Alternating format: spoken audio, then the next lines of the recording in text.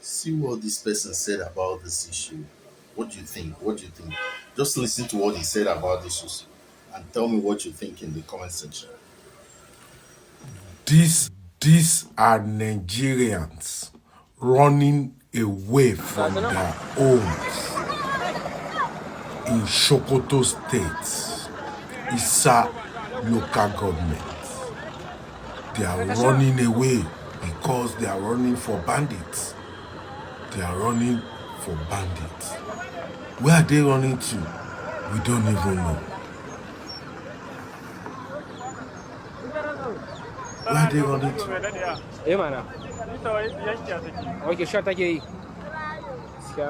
Sokoto State.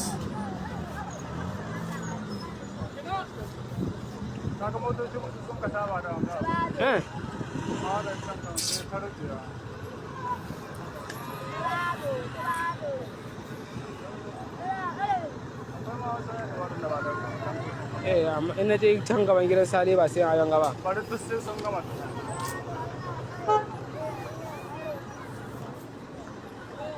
Sannun ku Allah ya tsare. Kalle na ya kare kanci ne. Na mashin din? Na mashin. Na motar nan dai rika sani.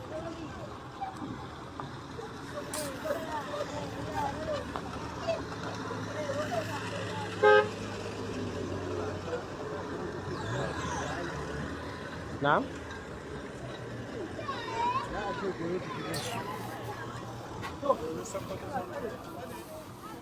Ofisa, sami aiki.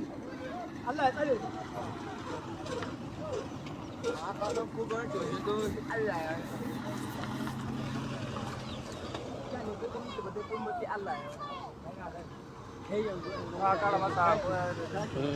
Ya daidai. Ba har kana cikin tawagaga.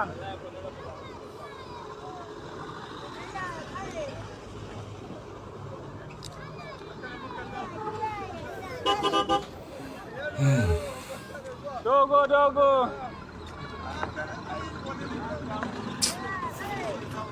Sani. Barka da.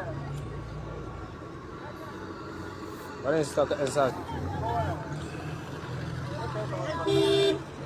We are together.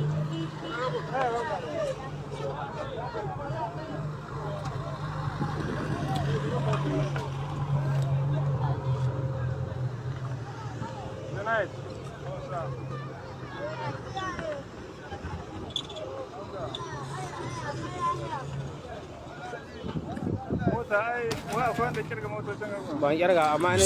People are running away, leaving their homes, running because of fear. But when this government came in, they said they're going to employ a lot of military personnel. They said they're going to do a lot on security. People leaving their home, no social service. That's why I said local government autonomy. We need local government autonomy. With local government autonomy, this cannot happen. Because every local government will take care of their local government. Local government autonomy, state police solve this mess. Look at them now. They are going to nowhere just to run for their dear life. Very painful.